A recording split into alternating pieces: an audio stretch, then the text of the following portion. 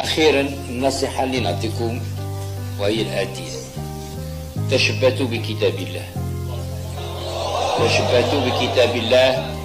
أولادكم ما تنقولش أن أولادكم يحفظوا 60 حزب، لا، على الأقل وليداتكم وبناتكم يحفظوا على الأقل حزب وحزبين من القرآن باش يلقوا باش يصلوا ويعرفوا باش يذكروا في رمضان، ويبداو ويخليوا هذيك الصلة بينهم وبين ربهم، لأن لا أحسن من كتاب الله ولا أقوى من حبل الله المتين.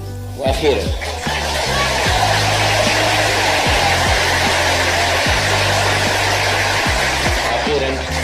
غادي نقول لكم اللي تيقولوا الآباء لابنائهم: الله يغطيكم بالرضا ويفرش لكم بالرضا.